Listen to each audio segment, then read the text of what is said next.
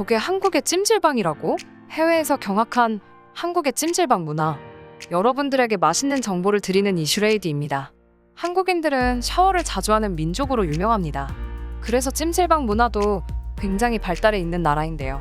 한국의 찜질방 문화 필수품 중 하나인 이태리 타월은 90년대부터 지금까지 외국인 관광객들에게는 최고의 기념품으로 꼽히기도 하죠. 하지만 한국을 처음 방문해보는 외국인들은 이태리 타월과 함께 한국의 찜질방 문화를 접하면 엄청난 충격을 받는다고 합니다. 과연 어떠한 것 때문에 충격을 받게 되는 것일까요? 함께 알아보겠습니다. 한국인들은 찜질방을 굉장히 많이 이용하는데요. 저렴한 가격에 목욕을 즐길 수 있고 찜질방 안에 있는 식당과 PC방 등 여러 시설을 이용하거나 숙면을 취할 수가 있어 다양한 연령대의 사람들이 이용하는 곳이죠. 하지만 해외에는 찜질방이라는 개념이 없는데요.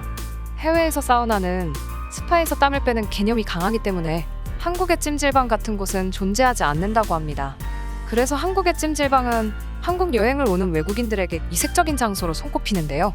외국인 관광을 전문으로 하는 여행사 코스모진에서 한국 여행을 오는 외국인들 926명을 대상으로 한국 체험 관광 코스를 조사한 결과 53%로 찜질방의 만족도가 가장 높았다는 결과를 발표하기도 했습니다. 특히 한국의 찜질방은 할리우드 스타들도 굉장히 가고 싶어하는 장소라고 하는데요. 대표적인 예시로 영화 트와일라잇에 출연한 크리스틴 스튜어트 배우가 한국에서 꼭 해야 할 일 리스트를 공개했을 때 찜질방이 포함돼 있었다고 합니다. 이렇게 외국인들에게 인기가 많지만 찜질방을 방문한 외국인들은 당혹감을 감추지 못하곤 하죠. 외국인들이 당황하는 이유들에 대해서 몇 가지 이야기해보겠습니다. 첫 번째, 샤워를 위해 옷을 벗은 후 알몸으로 자연스럽게 돌아다니는 모습을 마주하기 때문인데요. 대중목욕탕에서는 전체 탈의가 당연한 한국 사람들과는 반대로 외국인들은 속옷만큼은 입어야 된다는 생각이 강하기 때문이죠. 두 번째, 외국인들은 뜨거운 물에 때를 불린 후 때수건으로 각질을 제거하는 때밀이 문화에서도 엄청난 충격을 받는다고 합니다.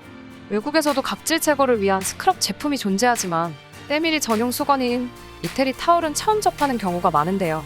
이태리 타월은 이름 때문에 많은 외국인들이 이탈리아에서 만들어진 것으로 알고 있지만 전 세계 최초로 한국에서 만들어졌습니다. 이름에 이태리가 들어간 이유는 타월에 들어가는 원단을 이탈리아에서 수입해오기 때문에 이태리 타월이라는 이름이 붙었습니다. 한국의 찜질방 문화를 당혹스러워하는 외국인들이 많지만 찜질방을 찾는 외국인들이 좋아하는 포인트들도 존재했는데요.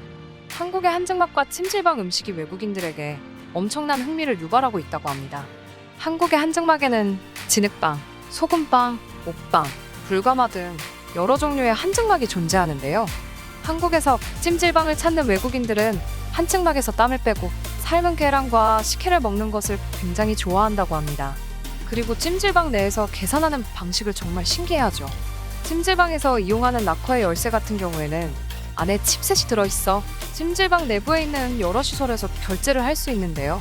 락커의 열쇠로 식사나 게임, 안마의자, 영화관 등 찜질방 내부에서 열쇠 하나로 계산하는 것을 신기해합니다. 이러한 한국의 찜질방 문화를 알게 된 해외 네티즌들은 한국의 찜질방은 정말 재밌어 보인다. 언젠가는 꼭 가봐야겠어. 하와이에 한국식 찜질방 좀 만들어주세요. 만들어진다면 매일 갈 거야. 나는 터키의 대중탕이 익숙하지만 한국식 찜질방의 시스템이 더 좋아 보여. 같이 한국 찜질방에 가보고 싶다는 반응들을 보였습니다. 저도 친구들과 한 번씩 찜질방에 놀러가서 한증막에서 땀을 빼거나 뜨거운 탕에 몸을 지지는 것을 즐기는데요. 한국의 찜질방 문화가 많은 외국인들의 흥미를 이끌고 있다는 것이 정말 신기한 것 같습니다. 한국의 찜질방 문화가 앞으로도 많은 외국인들에게 사랑받길 바라면서 그럼 저는 다음 이 시간에 더욱 놀라운 이슈들을 가지고 오겠습니다. 구독과 좋아요, 알람 설정까지 잊지 않으셨죠? 지금까지 이슈레이디였습니다. 고맙습니다.